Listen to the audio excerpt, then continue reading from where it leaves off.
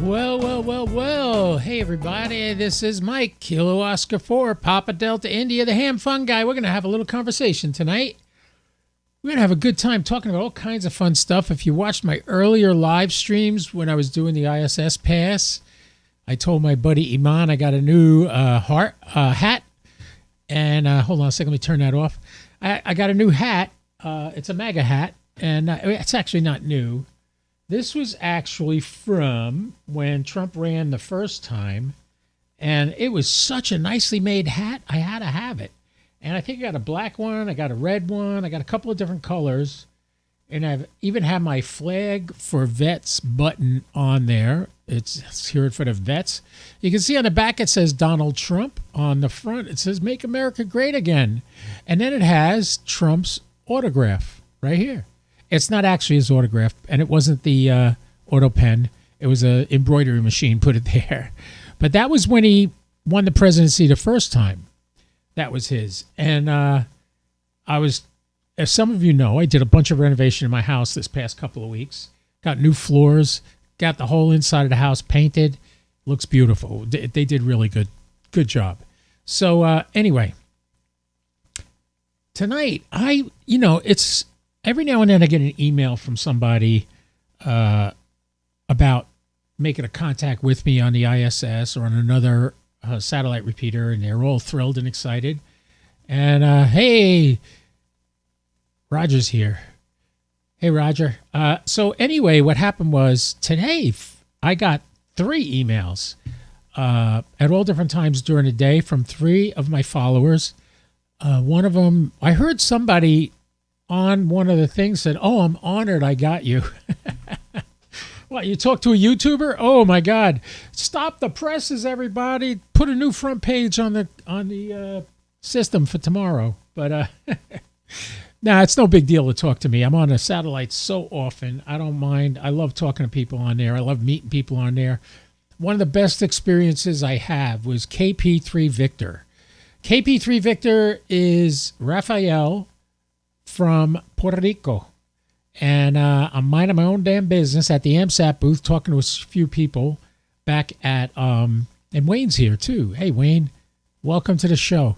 So I'm at Hamcation last year at the AMSAT booth, just chit-chatting with the boys there. And a guy walks up to me and says, "Hey, KO4 PDI. I turn around like, "What?" And he's like, "KP3V." And I'm like, I immediately knew that call sign. I knew it. I've talked to him so many times looking at his, I'm always there getting him on satellites. I love when I have a south east pass because that gets Puerto Rico every time, and he's usually in the footprint. So it's nice hearing from fans and followers. And today I got not 1, not 2, 3 emails, and I'm going to play them for you. I'm going to show them to you, and we'll talk about it. And I promised them I would answer their questions and help them out because there's a few questions in these emails. So let's just jump over to, let's see, what page should I use? Thanks a lot, Roger. Roger, you're just like my biggest supporter. And Iman came to the game. Oh, Iman, I was just showing off the hat. Here. Iman, should I put it on? Yeah, let's put it on. Iman loves my DJT things. Well, you would never know it. Look at his call sign, MI7 DJT. That's for Donald John Trump. That's what he did. MI7 is the British Secret Service, and that was what he wrote there. So, okay, hold on. I got to get. All right, there's the tower. So pass. We don't want to do. How about the geochron screen? Yeah, the geochron screen will be better. And now we can add a window view. Let's see.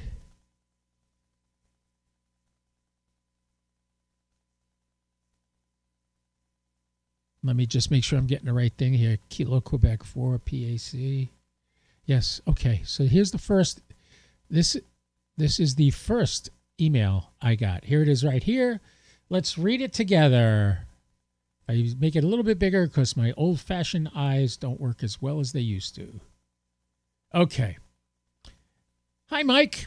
I worked the ISS this morning at 3 a.m. Central Standard Time. That would be 4 a.m. my time. I had a repeater all to myself for almost 5 minutes until right before the end of the pass. I got a QSO from Bangor, Maine. That's great, man. You got a QSO on it. In the middle of the night, that happens sometimes, but let me give you some hints on that. 3 a.m. Central Time, be 4 a.m. my time would be about 8 o'clock their time, which is right when they're getting up because they work on UTC time. So you might have had a chance to get an astronaut on that. Johnny Kim will get on there every now and then. And yeah, so you might get an astronaut when you're on that early. The nice thing is, too, if you do find somebody early in the pass, you could talk all the way through the pass. Nobody will bother you. Nobody else comes in. I've been on the ISS early in the morning where I get about maybe 3 contacts, and all of us exchange call signs and grid squares, and then we just talk because there's nobody else on there. And as soon as we hear somebody else, of course, we shut up and don't say anything. But Sean, that is a great story. Let's see what else he says. I am curious about why I have better luck working the return signal when the ISS and AMSAT sats have a lower elevation versus a straight overhead. I really struggle to catch the receiver on the first part of really high passes. I'm correcting for Doppler shift. Any tips? Yes. He likes my hat. Okay, thank you. Okay, yes, there is something you could do about that. First of all, let me see. You had written me before. Oh, yeah, you're just thanking me for the QSO. I don't know what antennas you have. Let's take a quick look at KQ4 PAC's page. Let me open up this page. Let's go to QRZ. There we go. And we'll put his call sign in. Control V. Maybe we get a hint there. Sean Malloy. He's up in Nashville, Tennessee. Nice to meet you, Sean. Been a text. Here we go. Okay, so he's using an HT. Looks like a Baofeng with a Arrow 2 antenna. I like the handle there. I like the handle you made. Ooh, make me one of those. Anyway, yeah, he's using a Baofeng.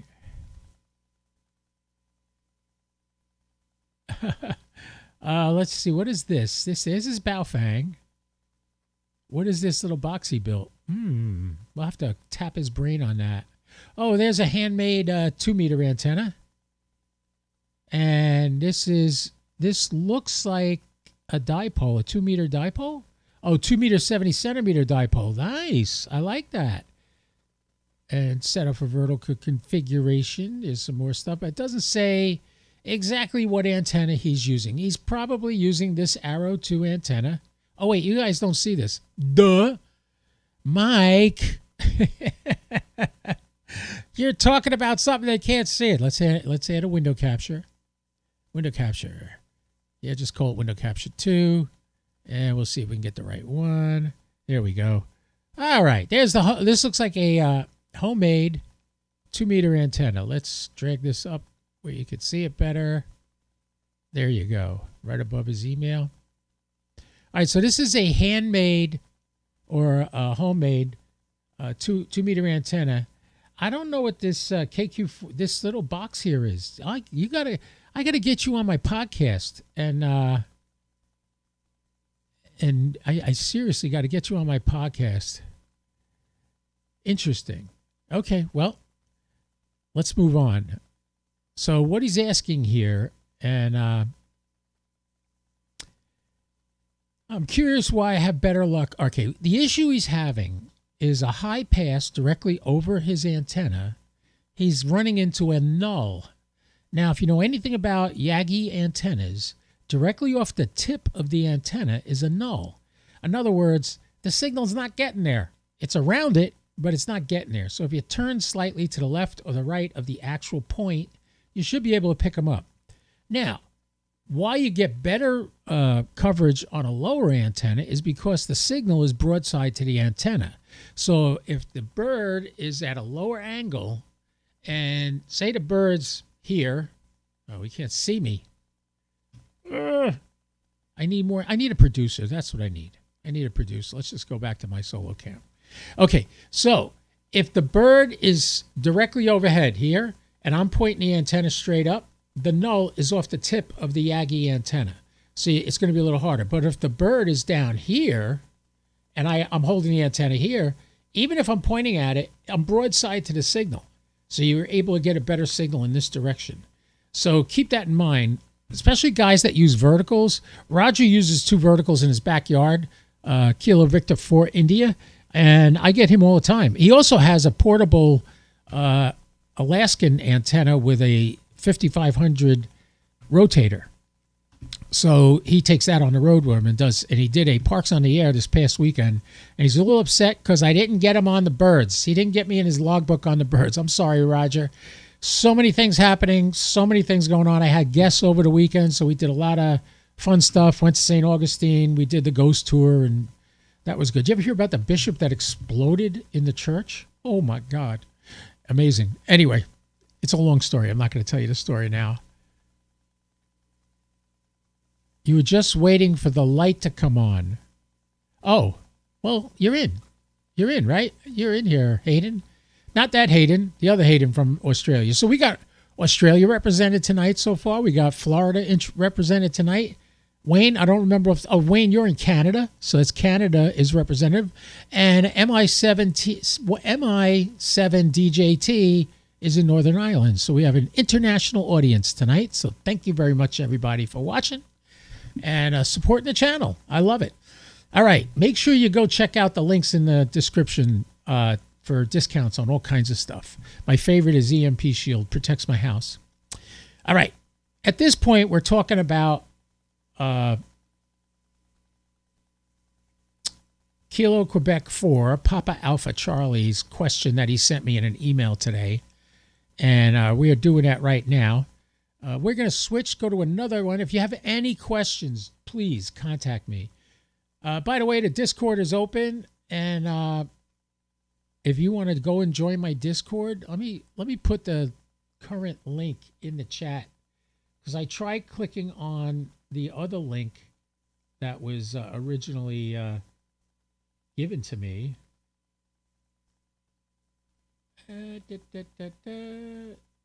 Copy. Okay, close that. I'll put that in the chat and I'll pin it to the top if you want to join my Discord. And you could do video too and audio. So I'll highlight that and I'll pin it to the top. Now you can get into my Discord. Now, mind you, the video and stuff you see in the Discord, and I don't have the audio on right now because I'm going to chat with you guys, but I don't need the audio on my feed on for that. Anyway, if you want to get in there and join that, go right ahead. That's the link. Now, let's move on to the next question. All right, this is Caleb. Caleb is Kilo November. I'm sorry, Kilo 4 Charlie November Golf. He's also in my grid square. Caleb, if you're watching right now, feel free to contact me and come over here and use my shit to make your phone calls to the iOS. Let's look up his call sign right here. Control V. This is Caleb. He lives in Port Orange, which is in the exact same grid square as I am. And he's got a question for us. Let's take a look at Caleb's question. Hey, Mike, hope you're doing well. We've chatted on the sats a few times. Yeah, I think we made 3 or 4 contacts on satellites. Now, this is where it gets interesting. Long story short, I stumbled upon your channel a few weeks ago when trying to gather info on Wemo X Quads. I bought a used pair a few weeks ago. That's how I got mine. The price was too good to be true. Same here. And finally sized up to a G5500. That's the Yaesu rotator. For an attic setup. Oh my God, he's got to have a big attic. He's going to put that up in the attic. But anyway, I bought a used pair a few weeks ago. The price was too good to be true and finally sized up the G5500. My attic setup just became more frustrating. I can imagine than it was worth. And I wanted to see what a good setup could do. I am in an HOA. My condolences. So it's portable on speaker tripod in my pool cage. That's what I did too. I tested it on a speaker tripod when I built mine. When the sat isn't in the way of the pool cage beam or my house, it performs quite impressively. Having said that, it isn't ideal setup still due to the constraints above. So I'm still trying to figure out a middle ground. Having said that, to my question, I see your normal pair of Yagis before you upgraded. When compared to the X Quads, how big of a difference is it? Mostly looking for your report on in fading loss sat during the pass due to polarization mismatch. My idea, I have 2 meter and 70 meter quad antennas, big space quad. Yeah, I know. Big signal quads. Okay. I could mount them outside my screen on a 10-foot mast with my G5500 and get away with it being permanent, as it is pretty small. Better than the attic, not as good as the X Quads. Regardless of my path, I unfortunately am looking at a compromised setup in some way. Well, I hate that term, a compromised setup or a compromised antenna. The reality is everything is compromised. They all are. As far as the fading goes, I would tell you this. Knowing what I know now, they are much better. You don't, especially the only real bird that I notice the quads making a big difference is RS-44. I'll tell you another story about that. Remind me before we end this podcast to explain to you why RS-44 is different than every other satellite. All right, so the fading, if you have a pass and your window of opportunity to get that pass is at 10 degrees above the horizon at each direction, north and east and west, north and south, whatever it is, 10 degrees, you should be able to do everything just fine with standard Yagis. You don't have to have a circular polarized Yagi. When I had my 70 centimeter and 2 meter antennas on my crossarm, on my 5500, they were both vertically polarized.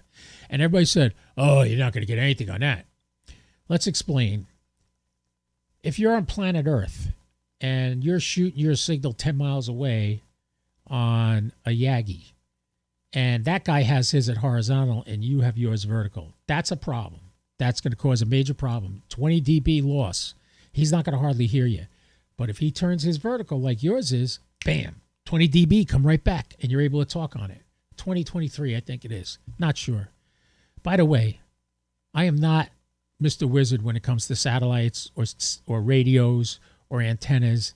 I'm just a hobbyist like the rest of you. So always, always check out what I tell you against another source. Get information from many different angles. I learned that lesson very early on in my ham radio career, in the fact that I even went out and paid $1,000 for a radio that was supposed to be the next best thing since sliced bread, and it was a piece of crap.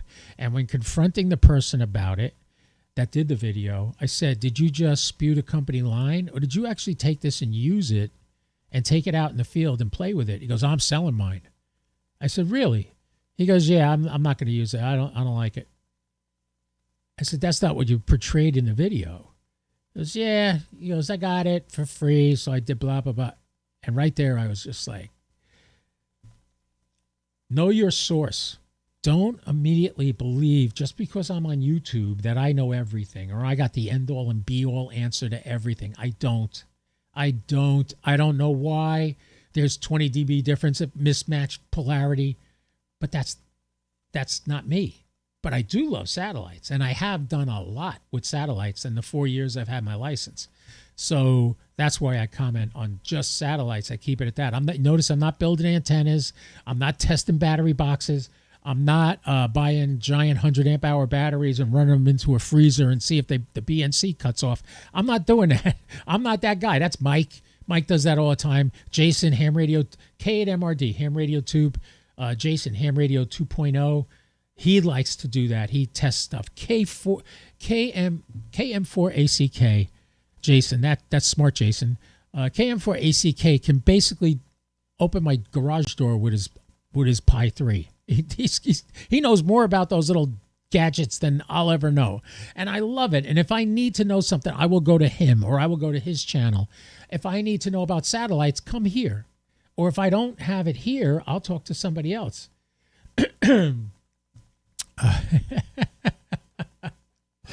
Roger's a comedian. Let me get that on the screen. I got to move this up. Hold on. In my view, you don't walk on water, but you seldom get your knees wet. Oh, that's such a dad joke, Roger.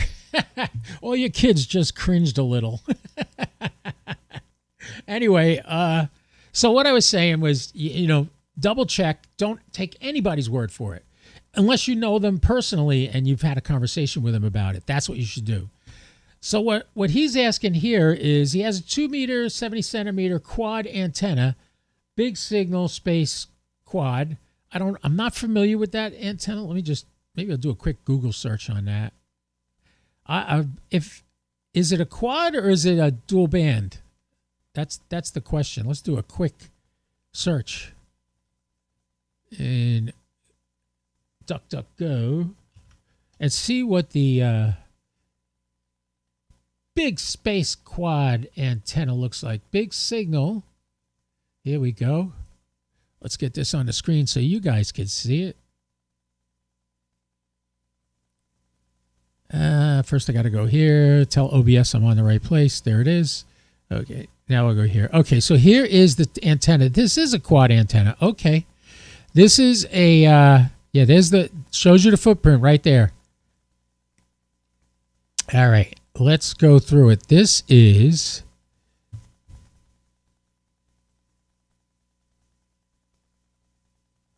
all right. Let's see. In the email,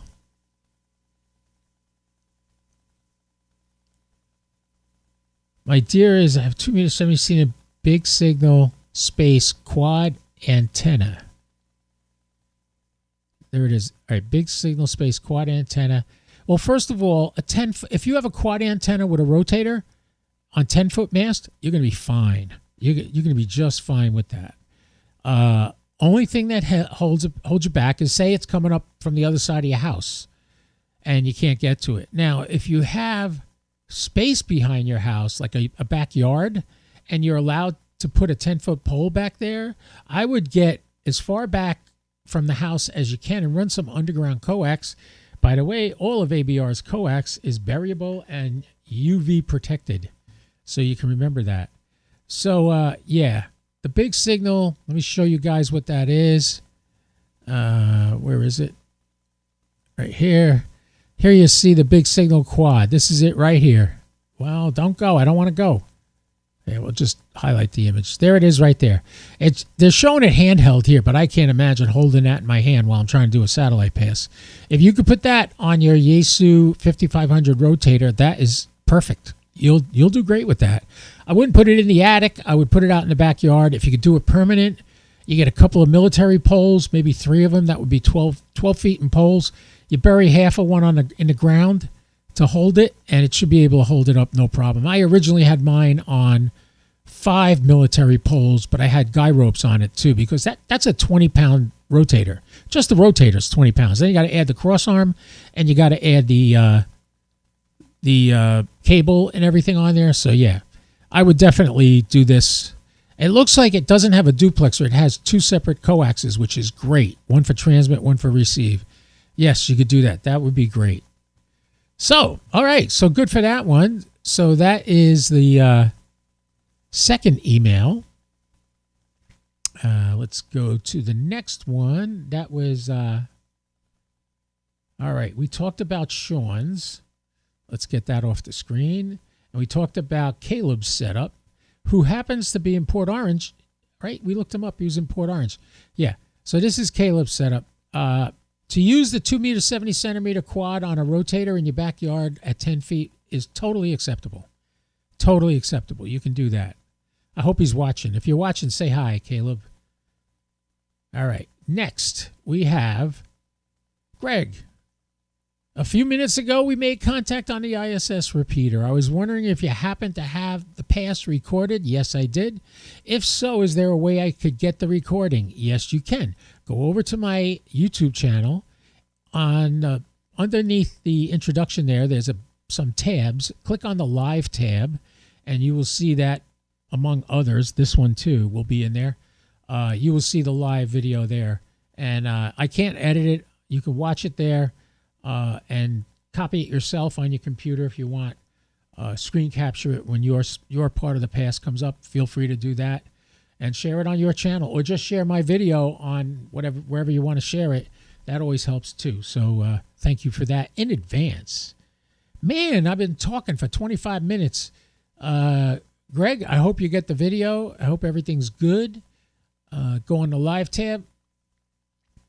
All right. All right, that's it for email. Anybody got any questions out there about, I was going to tell you about the fading. Fading. What is fading? Okay, first of all,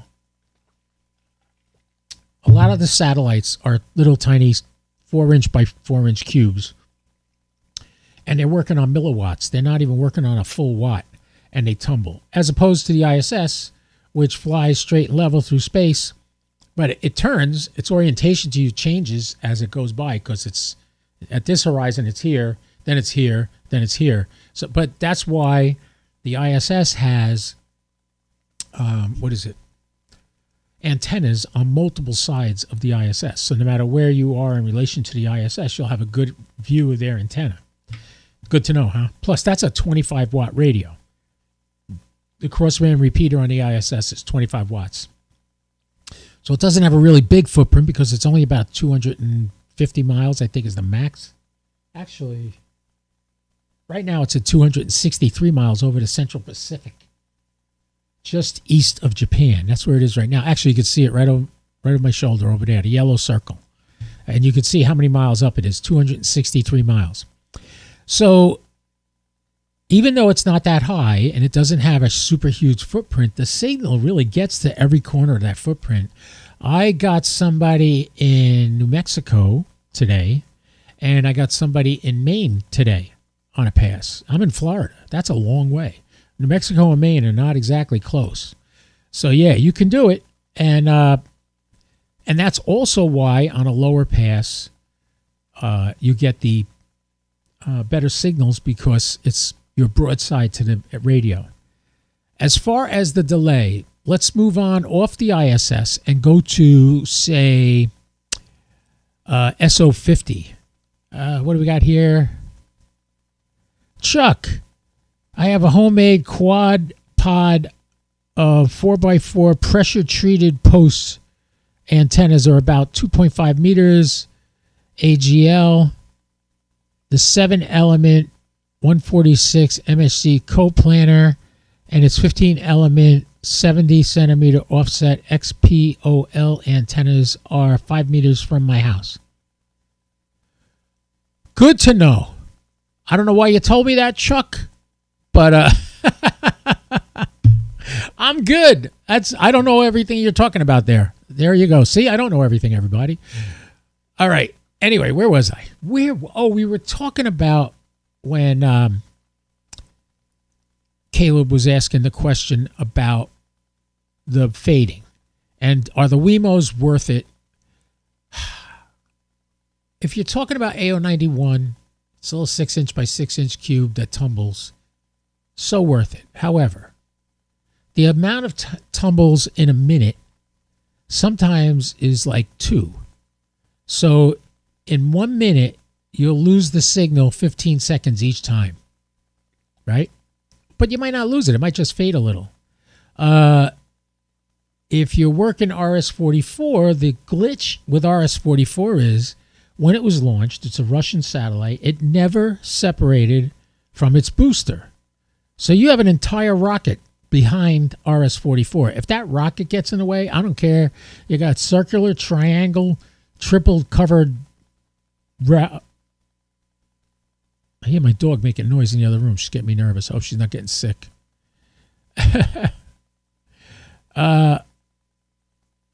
Oh, that's what he's saying. He could definitely work the birds surrounded by trees. Good for you, man. That's great. That's great. Yeah, well, once they get above the trees, if you have an opening above you, it's just like working anything else. All right, so where was I? Remind me, what was I just talking about before my dog started making noise in the other room? I think she fell asleep, but she's having a bad dream. That might be it. Okay.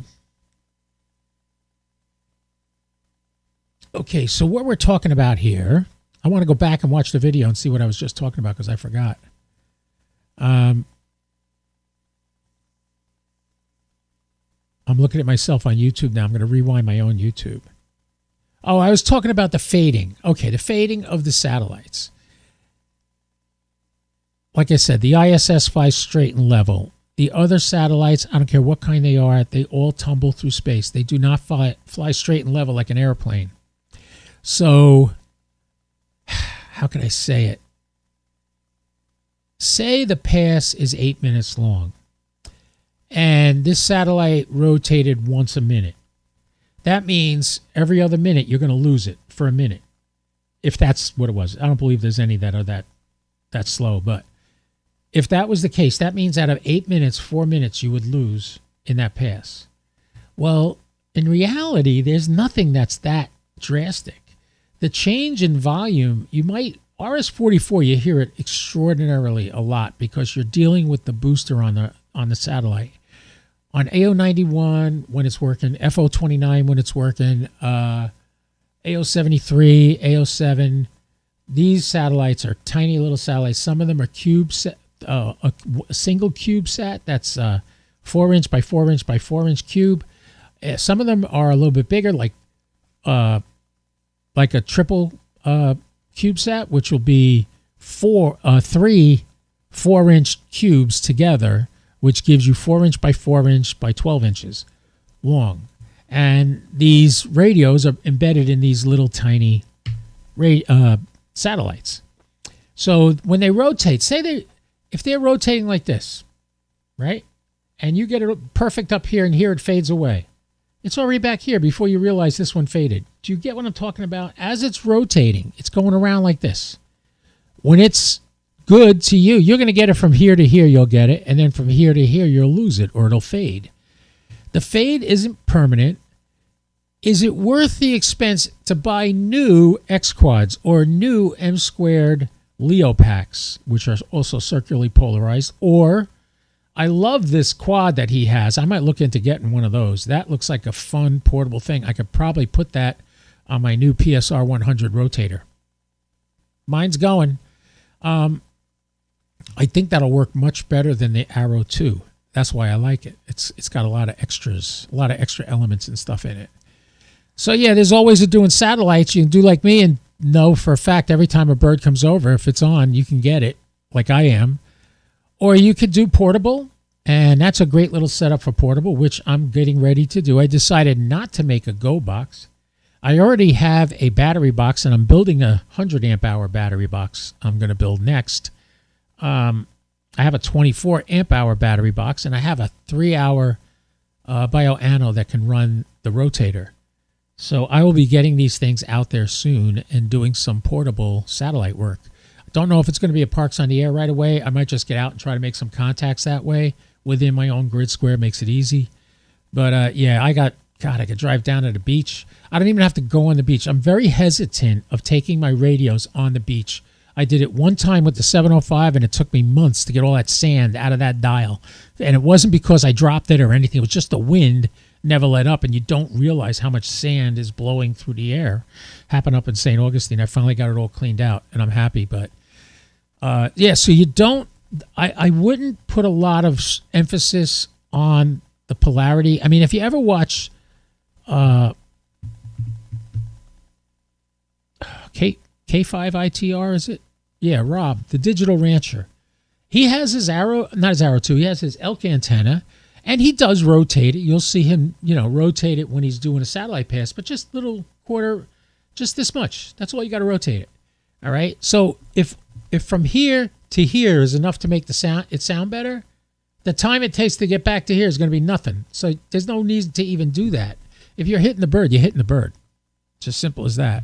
The bird will rotate for you and hit you every now and then. I wouldn't worry about it. The reason I have them on these antennas is because that's what they are. And the guy gave me brand new phasing cables, and it works great. Absolutely great. I absolutely enjoy it thoroughly. All right. No questions. Wow. You guys know it. Nobody's in the chat. Nobody's saying anything except Roger's he's mad at me because I didn't get him on the Parks on the Air he did with satellites. Oh, yeah. And guys, when you work in satellites, I posted something on Facebook from AMSAT. If you want to see if the astronauts are on and you want to say NA1SS, this is KO4 PDI, Echo Lima 99, fine, one time. Don't keep doing it because they're not going to answer. If you keep saying NA1SS, come on, they're not going to come. They're not coming on. Trust me, when they come on, you'll know it because all of a sudden everybody gets super courteous on the repeater. Nobody wants to step on anybody because they want to make a contact too. So you give your call sign and grid square, and if they hear it, they'll write it down and they'll get to you and call you. So wait a few seconds, let other people get their call signs in, and wait for the astronauts to come back. They will. They'll come back. And you know what? If they don't come back now, this thing is going around the Earth till 2030. They'll come back. Eventually, you'll get them again. I've gotten them 8 times, not because I hoard the radio or not because I get up there and try to step on everybody. As a matter of fact, every call sign I hear while I'm live streaming, if I'm talking to an astronaut, I get their call signs. I go to QRZ and I send them an email and say, hey, you could hear yourself on the ISS here. You can go watch the video here. And I let them know where they can go to hear themselves. So it's because I'll tell you, I've been doing YouTube now probably 2 years, seriously into it, 1.5 years. Actually, 2 years I'm seriously into it. I've been in here 3 years or so. But I know how exciting it is when I heard my first QSO on a satellite. I knew. I said, this is nuts. Can't believe I did this. And all I wanted to do was keep doing it. And then I would go over to a linear satellite, and I'd act like I was on a dual band satellite, 2 meter, 70 centimeter satellite. And those guys did not appreciate that because I kept calling CQ-SAT. I'd get a call sign, or I'd jump on somebody else's frequency that was calling CQ. You can't do that. You got to be courteous. Be very courteous, quick to listen, slow to speak, so to speak. All right. What else did I want to tell you guys this evening? We talked about all the emails. We got some good info from somebody's sending me a message now on Facebook. Are you serious? Who's sending me a message on Facebook? Okay, I'll do the same. Anthony, I'm live right now. That's my buddy Anthony. He's the head of the Flagler Palm Coast Amateur Radio Club. He's also part of Daytona Beach Amateur Radio Club, where Clint Hayworth has been begging me to join. All right, I'll join. 10 people watching right now. Wow, thanks, guys. Make sure you look at the bottom of the video. You see the word more. Click on that. That's where all the links are, or the codes for discounts on different items. So make sure you check that out. Nobody's got any more questions. Iman did like my hat. I'm happy about that. I have a couple more like this, Iman. How much is it worth to you? Hee. All right. I think that's it for now. I don't see anybody else on here. By the way, I'm working on setting up my own WiresX room. 43677 will be its number. So if you run WiresX, go look for it. It'll be there. You'll also be able to access this room from FCS 310 room 38, and you could do that with D-Star. You could do it with anything. Thanks, Iman. I'm glad you like it. So, make sure you make notes. I am going to be doing a net every week, and I'm going to leave it up to you guys. Do you want me to do just digital, or would you like me to do HF net?